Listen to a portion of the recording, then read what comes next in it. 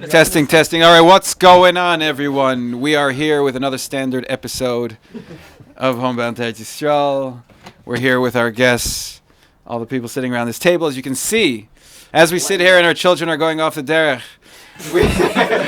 So we're sitting around the table here, and we figured, hey, you guys sitting at home, especially you folk in America, you're missing out on the action. So we figured we'll bring you here to the round table.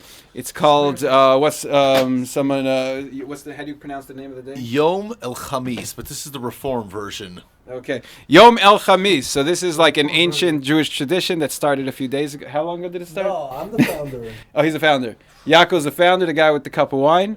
That he made. That he made. We're gonna first go around the table. Everyone's gonna introduce themselves for. Actually, you know what? Nisana Rosen's gonna introduce everyone for just 1 minute, and then we're just gonna have a little bit of a round table discussion about all the things that you guys in Tom's River love to hear about, Geula, Eretz Yisrael, and how, if you know, you know. Okay. Anyway, no, we all love you. Everyone at this table loves Tom's River, and we love Lakewood. And we just want you guys, you know, to get involved a little bit. All right, here we go. Nisanel? Shalom Aleichem. Nisanel, here, let me get the... We want to thank Eli Wohl-Brum for opening up his home and in great generosity hosting our Yom Echamis, which is a traditional hilltop Middle Eastern version of a Leil Shishi, if you will. And we thank you very much. So we have, starting with Saadia Hirschkup. He's our in-house mishachist from the hilltops. He is but seriously, we do love him. Next to him is Zach, the realtor. He is heavily involved in promoting Eretz Yisrael. We have Aryeh Leib Deutsch, who is in Shana Rishona. Mazel tov. That's why he's not originally from Lakewood, New Jersey. He's sitting next to Yaakov and Moshe. Oh yeah. Who is a hilltop, a Shomroni, who produces his own wine, shechs his own sheep, and of course, as we all know from the Lakewood Aliyah chat, wrote his own Sefer Torah. Next we have Zusha, who this week was the star of an amazing rescue mission. Ellie Friedman from originally Boston, pronounced Boston by everyone else. And originally also he's within his first 5 years, so we also consider that to be Shana Rishona. So we're going to get to me, Nisanel Rosen, originally from Miami Beach. I've been living here for 21 years. I currently reside in Shari Chesed. I'm not an Aliyah snob. Baruch Hashem, we have 6 children. Sometimes I'm a little bit, but I'm always being brought down. So next to me over here is, what's your middle name? Yosef Sholem. Yosef Sholem. Rabin, right. I don't know why I was saying Rabin before. Yosef Sholem Rabin, originally from Shari Chesed, obviously from Riverdale, but let's face it, he's from here. Psayik, my bad. From Psayik. So we're happy with that. And Baruch Hashem, last, we are behind the camera, and the guy who is making this moment happen is the one and only Michal Whiteboard. Broad. And just call me Wilbur. The Aliyah warrior. Welburn. The Aliyah warrior.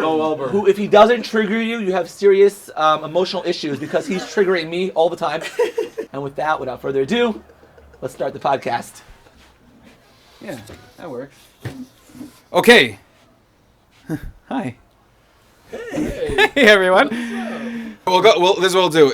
We'll ask like 3 people. If you guys can sum up Eretz Yisrael in 30 seconds, what would you say? Okay, here we go. Whoa. Can we get a little more context? Can I have a little bit more time? No. Starting with Sadia. When do my 30 seconds start? They've already started. You're 10 seconds in. All right. For me, Eretz Yisrael is where it's all gone down and where it's going down. And it's the place where if freedom isn't free, it's what they like to say about America, something mostly meaningful for our kind. But meaningfulness certainly isn't, comes with a price. Israel, very simply, I think not so philosophical, so sophisticated. I think it's just our future. I don't think it's so complicated. It's just when you read the books that we study every single day, I just imagine every day I'm sitting in America and we read the book that says this is the story of how the Jews got to Israel. And then it's like, okay, now you can go to Israel. That's it. What I don't get. What are we waiting for now? There's even apartments. There's there's infrastructure. Yeah. Eretz Yisrael is where your neshama is reborn. That's when there's like a rebirth. I'm not talking about people that were born here. I'm talking about people that moved there. Like where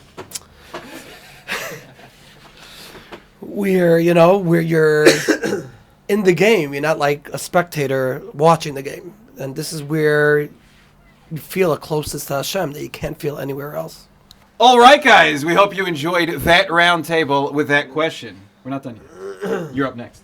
Start with Yaakov, the wine man. This question is, you ready? You have 25 seconds to answer this question. Okay, this question is. No, this is not a game. You have 25 seconds. We don't got time to waste. Nisano Rosen already gave us a 15-minute introduction. That's going to be heavily edited. You can do 1.5 on that. It's fine. That's the intro. So if anyone actually sits through 15 minutes of you explaining what everyone does for a living, we're going to lose everyone. We're going to cut that down to about 40 seconds. Half of you are going to make the cut, half of you are not. Next question, guys, is a simple question. 25 seconds on the clock. What are you most looking forward to when the Geula, whatever it might be, takes place? Go for it. Yaakov, you're on this deck. question. I'll tell you when your time starts. 1 second. You ready? Here we go. Hold on. Okay, so my vision for the Geula, what's going to happen when the Geula takes place is going to be, first of all the prophecies that I get to learn about in the Tanakh. I don't know if you guys learn Tanakh, but those of you that do get to see what happens at the end of the days. That's A. B. Malchus Hashem. Malchus Hashem means bringing Hashem into this world. Physically, Ratzon Hashem takes place through each one of us takes a physical action in bringing what Hashem told us is going to happen, and we each take part in bringing that into the physical world. Ellie, what do we got? Ellie, give us an answer. You got 25 seconds on the clock, and go. Malachim Aleph is, in my opinion, a few parakim you see how amazing it could be with Shlomo HaMelech, with the entire world subservient to us in a positive way. That's only a mashu of what it's going to be like when we have Moshiach ben David here. And the entire world, not just Bnei Israel, the entire world giving Shabbat to Hashem, the entire world saying V'haya Hashem l'melech al kol haaretz. That I can't wait for. All the good stuff, the richness and the disease and all that stuff going away, that's just tangential. The idea of Hashem being real on this world, and the idea of every single person, every single human recognizing Hashem, and the people in Lakewood just missing out and having to see the whole thing unfold on my status. Yeah, we're gonna trigger it. That's what I'm looking forward to. All right, that was overtime. Also, that's good. I can't wait. Very building off what Rabbi said, and especially Rabbi Yaakov ben Moshe. That I can't wait to be in the Beis HaMikdash and shecht my own carbon todah. Especially building off Rabbi Yaakov ben Moshe, his carbon videos in the Gol Army chat. Wow, his shchita. To shecht my own carbon in the Beis HaMikdash, giving thanks to Hashem the way it was most meant to be done. How can you get better than that in the Beis HaMikdash? Any Yisrael, I'm not a Kohen, I'm not a Levi, to be Yisrael, to doing avodah in the Beis HaMikdash the way I can. That's it. Thank you, Hashem. Okay, we're gonna work off of that question, Ellie. I'm sorry, you're not getting a chance to answer the easy one. You're getting the hard one. Nisano, if you can move over slightly back a little bit so we can get lazy Ellie here. Ellie, well, look at him. Look at this dude. Ellie, you with us? You awake? Podcast. Okay. Ellie, you are ripping through podcasts here. Okay, here we go, Ellie. You ready? I'm ready. A guy just got off the plane from Lakewood. He's here for a business meeting. He's heading back to Lakewood within 16 hours. He tells you he's a fancy businessman. He only has 27 seconds to speak. He says, I'm thinking about living in Eretz Yisrael. Convince me. Go for it. I think that you should stay in Lakewood. That is a solid answer. No, that's a solid answer. If that's the amount of time you're willing to invest into the Geula, then yeah, Ellie, solid answer. Thank you. Okay, are you done? Because you have 8 seconds left. I'm done. Okay, Nisanel, you used all your time in the intro. Yossi, someone pass the mic to Yossi. Yossi, go for it. I'm not good with the 27 seconds, but I would tell him that 27 is the Sachakol letters of the Aleph Beis. You have 22, and then you have Menatzbach, which is another 5, is 27. And the only place where you could be Mekayim the Torah B'Shleimus is in Eretz Yisrael. So what are you doing in Lakewood? Simple as that. Okay. A guy comes over to you. Okay. He says, I made Aliyah 2 years ago. I'm loving it. I'm loving every second of it. I got 7 kids. 5 of them are doing fantastic. 2 of them are on the brink of going off the derech. My Rav told me before I came, if I move, my kids are going to go off the derech. I'm surprised 5 of them stayed on, but 2 of them are not doing well. Eli, I need to make a decision. I spoke to Hashem. I said, Hashem, the first person to answer my question is what I do. Eli, you have 38 seconds on the clock. Once these 2 kids are already heading down that path, I don't know that going to the United States is going to help. So it's sort of too late in that regard, meaning you're not going to be able to geographically run from it. You may need to run from Beit Shemesh if it happened in Beit Shemesh, and you may have to go out to the Shomron, to this tzaddik. So there's somewhere in the country at this point in the game where these kids will be able to be saved. I think uprooting the other 5 kids and then going back to a place where Vadai, maybe the other 5 are going to get ruined. I think you stay here, you daven to Hashem, and you do your best. I don't think that you're going to find a better solution on the other side of the ocean. This is the holy place. This is where miracles happen, and you have to daven.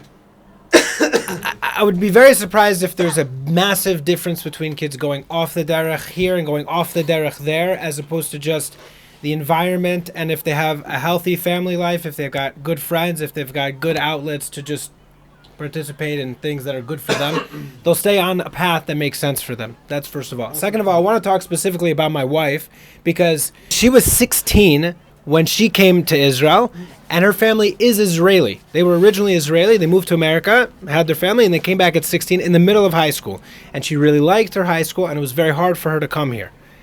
She already knew Hebrew even. And, religion wasn't a part, but she really struggled for 4 years. And then she totally found herself, and she loves it, and she doesn't want to go back.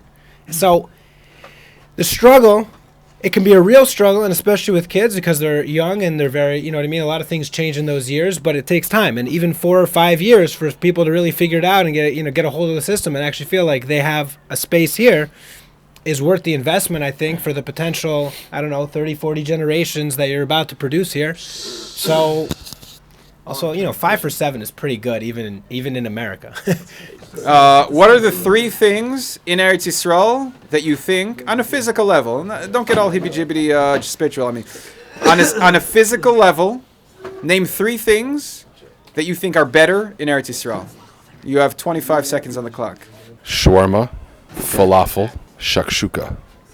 First of all, the wine here is amazing. There's over 320 micro wineries, and I personally enjoy wine. I definitely recommend checking out Yaakov Ben Moshe's Gat Basela.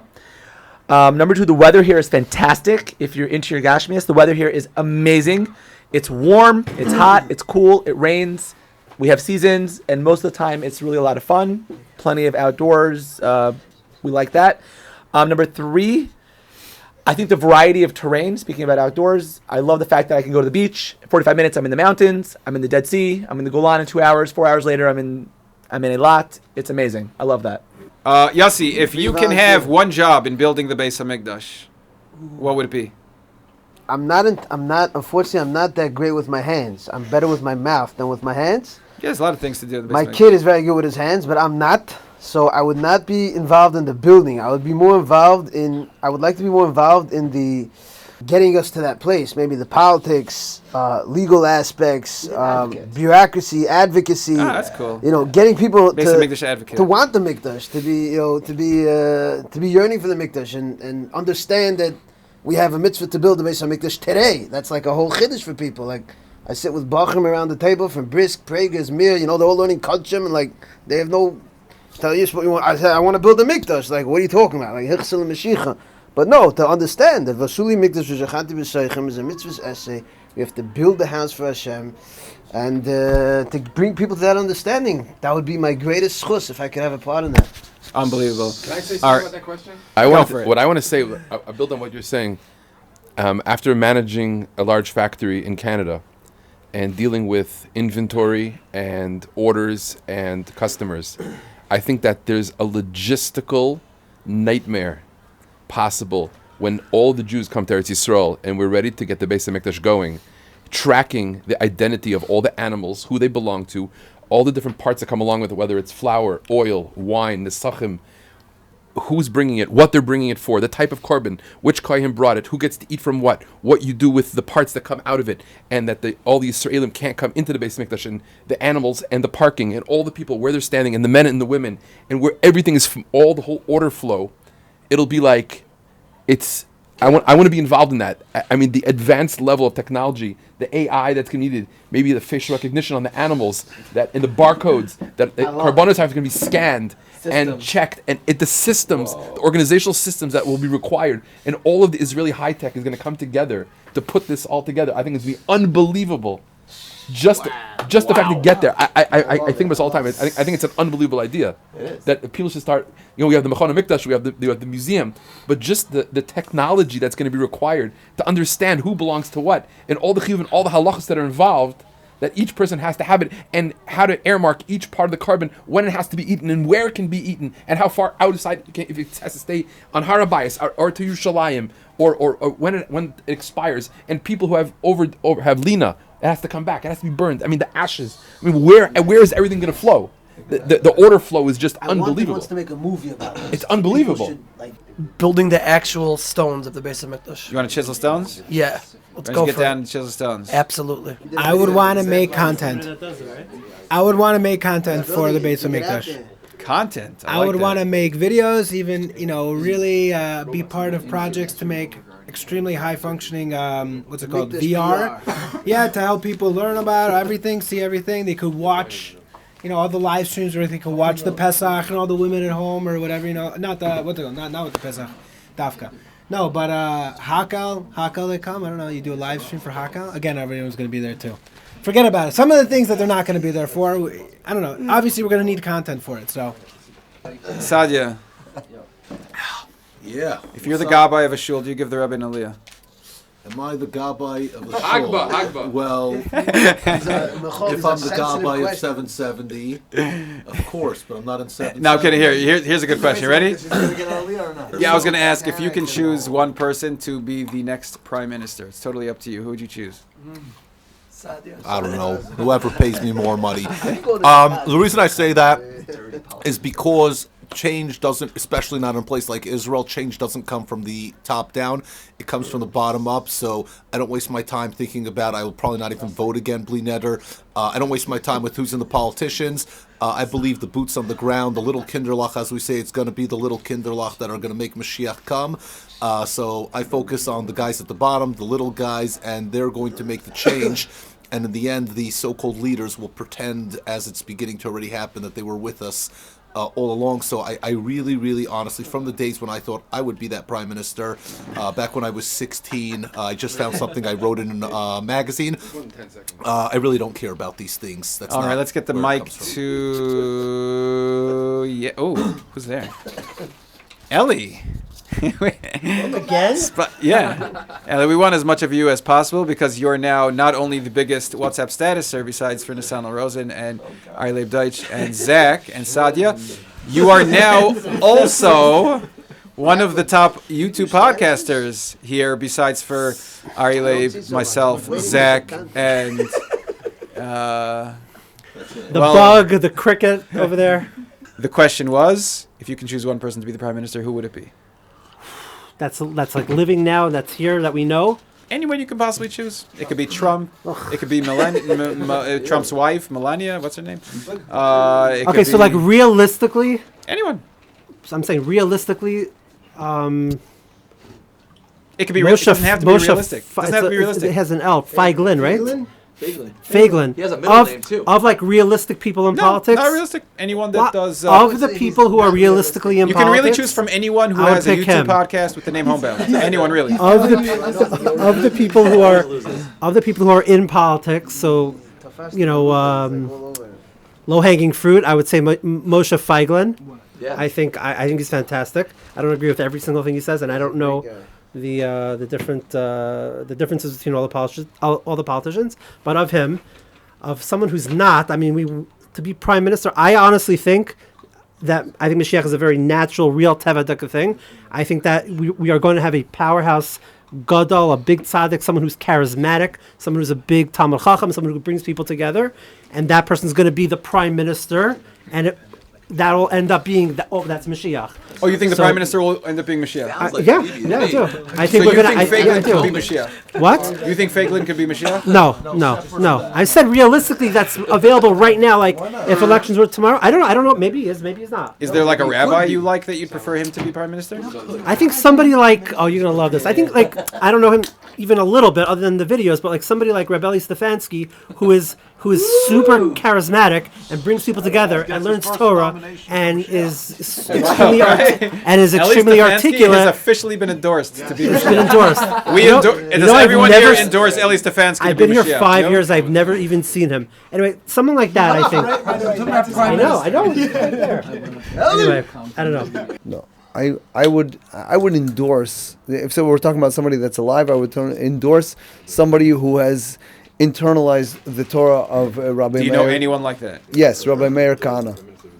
Okay, No, but he and has to be somebody alive. somebody who has internalized the Torah of Rabbi Meir Kahana, and anybody that I know that has internalized the Torah, a few of his Talmidim that are out there. If you want names, I can give you names. Okay, Rabbi Yehuda Kreuzer, okay, or Benzi Gubstein, or other people that have learned his Torah, that understand the full concepts of kiddush Hashem and what Malchut Hashem in the world means. These are the people, and if anybody wants to know what these people represent, learn Rabbi Kahana's Torah, and you'll know what I'm talking about. Very good. Anyone have any closing statements they want to make? Sure. Take a look at this absolute clown show, this circus going on here on my porch, and everybody should know that you could still come out here. You could still have a good time. It could be holy, right? We didn't speak any Lashon Hara here.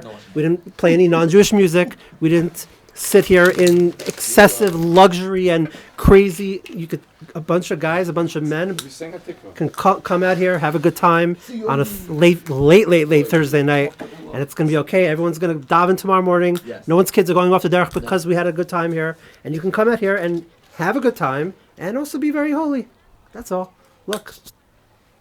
Since I know that Homebound has a very far-reaching and triggering ability to be able to convince us of things that we already know, I just want to say, in terms of advocacy for Eretz Yisrael, one of the things that I think I get asked the most is what made you move to Eretz Yisrael?